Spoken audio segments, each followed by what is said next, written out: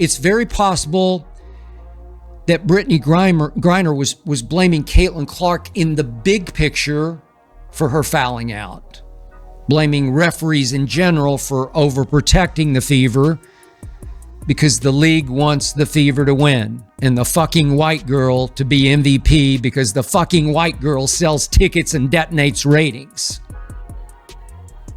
That resentment would be an extremely plausible. Brittney Griner has experienced black privilege in America, and now she and her cohorts, her supporters, expect her to experience black privilege in another country, and they ain't having it. They ain't having it. WNBA finds itself at a crucial crossroads as growing pressure mounts on the league to look into Atlanta Dream guard Brittney Griner following a controversial incident involving Indiana Fever star Caitlin Clark. A video has been circulating that appears to show Griner allegedly directing racial slurs at Clark after fouling out. Meanwhile, the silence from WNBA headquarters has been eerie, especially everyone deserves the right to play. Everyone deserves the right to come here, sit in these seats, and feel safe. Compared to how fast they've sprung into action over other Clark-related drama, like the Jamal Hill situation. Former ESPN host claimed, "No, she didn't say bleep. White girl, she said, bleep whack call," and even went on to call him a grifter for pointing it out. But that's beside the point. You can watch and decide for yourself what Griner is saying. There's no clue what she said, unless you ask her directly, yet nobody has except Outkick. More than 2 weeks have passed since this all blew up. Instead of questioning Griner, the WNBA was busy investigating a bogus race hoax allegedly concocted by Angel Reese about Fever. I've watched that video countless times, and it sure looks like Brittney Griner says, "fucking white girl." Fans, and found no solid proof supporting it. This controversy ignited during the Fever's 81-76 win over Atlanta, a game already intense and heated. In the second half, Griner picked up her 6th foul, ending her night in visible frustration. Cameras caught the moment, and lip readers and social media sleuths quickly interpreted what sounded like Griner muttering trash, followed by what many heard as effing white girl. She fouled out, then vented on Caitlin Clark. If the roles were reversed, imagine how hard the media would be going right now. Let's not forget who Brittney Griner is. The same player who got busted for smoking weed in Russia and was jailed, only freed when Biden swapped him back to face off before more antics. The clip exploded on social media, trending for nearly 36 hours and sparked reactions across sports and politics. The timing is huge. A rookie season for Clark that shattered ceilings. Before her, respectfully, Brittney Griner was in a Russian prison. You would think that somebody who is now free, back in America on home soil. There were plenty of incredible black women ballers in the WNBA who barely got this kind of shine. Then this golden goose arrives, drops havoc. Rookie of the Year, 4th in MVP voting, 4th in the whole league as a freshman. Wild at Clark's impact on viewership, game-changing. Contest with her average 1.178 million viewers versus just 394,000 without her, a 199% jump. That gap tells you how valuable she's become to the WNBA's commercial and mainstream buzz. And news just dropped. Ratings are higher than ever. Congrats, Caitlin. Say what you want, but And she was detained and arrested in Russia for smuggling some amount of proof's in the pudding. Get a girl out of Iowa who can pull up from the next state over and electrify every arena. Griner's on-court behavior this season has also raised eyebrows about player conduct and league oversight. Her physical play against Clark in past matchups has sometimes crossed into aggression, not just standard defense. Video breakdowns show a pattern of hard screens, elevated contact, even what some call targeted behavior against the league's biggest star. I've said it before, Clark got roughed up a lot during her rookie year. It felt like attempted bullying, trying to break her spirit, intimidate her, put her in her place to get back at her for all the attention. But this season, Clark seems more locked in. The recent fever dream game was chippy, with Griner accruing fouls at a worrying pace before fouling out. Analysts point out that Griner's foul rate in games involving Clark far exceeds her Caitlin Clark as the fucking white girl. usual average, suggesting either bad discipline or intentional targeting. Layer that on the alleged verbal incident, and it paints a picture of sustained hostility toward a player who single-handedly elevated women's pro basketball. These physicality worries aren't just in the stats. Multiple game clips show Griner engaging in what feels like excessive contact, elevated screens, overbearing pressure, body contact beyond normal play. While physicality is part of the sport, the consistency and apparent targeting raise real questions. Is this crossing into unsportsmanlike conduct? You can see it. Watch some of these plays. Watch Clark get grabbed, pushed. Griner's all over her.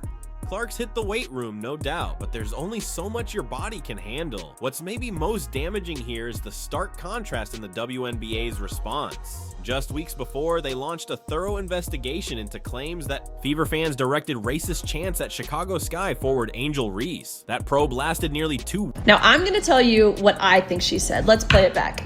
Looks to me like she is saying trash and then calling Caitlin Clark a bleep white girl. Just a reminder, this is who Joe Biden traded for the Russian merchant of death. Weeks, found no evidence, but was handled with total seriousness and transparency. Despite trending video public calls for a probe, the WNBA has been utterly silent on Griner's case. That selective application of league standards has drawn criticism from politicians, media figures, fans sensing bias in how controversies are handled. How are you not investigating Brittney Griner? Why no statement from the league, the Dream, or Griner's reps? They ask. We reached out to all those parties. No comment. But in that viral video, I think she says white girl. Sounds like an insult based on race. The incident stirred sharp commentary from sports media heavyweights. ESPN's Stephen A. Smith, long a Clark supporter, has been one of the loudest critics of both Griner's alleged conduct and the league's lack of response.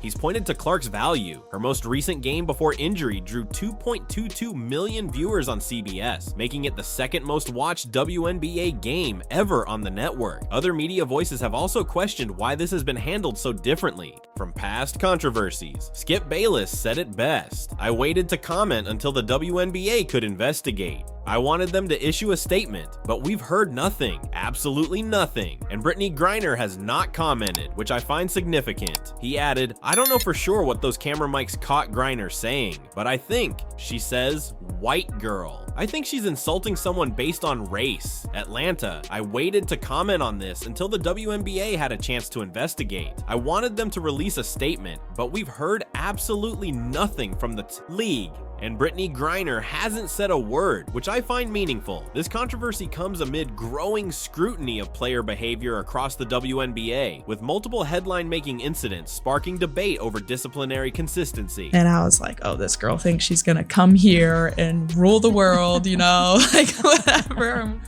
The Griner situation isn't a one-off. It's part of a broader pattern of headline-grabbing moments that overshadow on-court play and league momentum. In recent weeks, we've seen other players act questionably, like Connecticut Sun guard DJ Carrington, who was caught on video yanking LA Sparks guard Sarah Ashley Barker's hair. The league's conduct rules are clear. Technical fouls, ejections, suspensions, they're all in place to curb bad behavior. Officials are empowered to maintain fair play and safety. Yet, inconsistent enforcement has created the impression that some players face different expectations than others. Let's be honest, the WNBA already set the precedent. They don't care what Griner actually said because they've shown they don't need evidence to launch an investigation. They dove into that unsubstantiated race hoax from Angel Reese about Fever fans with zero proof and treated that as legitimate. So if they could do that, why not investigate Griner or anyone else without waiting for concrete evidence? The financial stakes here are massive. Caitlin Clark isn't just a player, she's a revenue powerhouse. She's pulled the league from niche status into appointment viewership territory. Her games draw crowds 3 times larger than those without her. ESPN reported a 170% spike in viewership during the 2024 season. They posted their top 7 WNBA ratings ever in Clark's rookie year, and that success has translated into real benefits, like charter flights and better travel for all players. At the same time, ticket sales reveal the Clark effect. The cheapest ticket before her injury was announced was $41, after it dropped to just $3. That's how powerful she is. But if this golden goose isn't protected, the league could undo everything. When Clark's out hurt, viewership tanks, showing just how fragile the WNBA's newfound relevance is. Letting controversies fester without accountability risks alienating Clark and the audience she's attracted. With public pressure, video evidence, and precedent all aligned, the league has no choice but to investigate Griner. Their own past actions have defined how misconduct allegations should be addressed, making their silence unacceptable. A proper investigation would follow established procedure, interview everyone present, from players to officials to arena staff, gather statements, and review Griner-Clark interactions throughout the season, especially where physical play was aggressive. Some argue Griner may have blamed Clark or the refs, saying they were protecting the Fever to boost the white girl who sells tickets. Meanwhile, the league's conduct campaigns like No Space for Hate push a message of consistent sportsmanship, failing to investigate alleged racial misconduct while zealously probing less grounded claims undermines that message and opens the league up to accusations of a double standard. That perception could harm player trust. It's a Russian sentenced to 9 years. That's crazy. Sorry, no. It wasn't smuggling. It was personal 9 use. years of jail time. Personal use. Thursday. Well, all right. I don't have to read the whole shit because we know what happened. So. Fan loyalty and commercial. Partnerships rooted in fair enforcement. Beyond the WNBA, women's basketball at every level is riding Clark's wave, from college to youth leagues. Letting this drama overshadow that momentum threatens to squander an unprecedented opportunity for growth and mainstream acceptance. In my view, the WNBA is a zombie if it can't capitalize on Clark's draw. Attendance tanks without her. It won't work long term unless accountability becomes real. The league is at a pivotal moment. Its next move on the Griner controversy will define its credibility and future viability.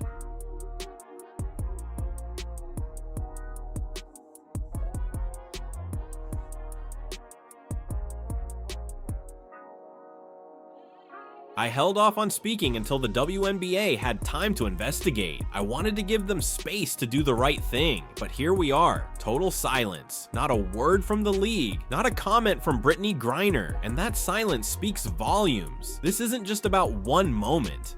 It's part of a disturbing trend. Questionable behavior from players, inconsistent discipline, and growing frustration over the league's double standards. When DJ Carrington pulled Sarah Ashley Barker's hair mid-game, the video went viral. Yet again, we waited for clarity. Instead, we got crickets. Let's not forget the WNBA had no problem launching an investigation into Indiana Fever fans over unproven accusations. No evidence, no substance, just vibes. So why is there hesitation now? Is it because this time, the controversy involves someone the league doesn't want to hold accountable? Caitlin Clark has transformed the WNBA. She's tripled viewership, driven record ticket sales, and brought in sponsorship dollars the league has never seen before.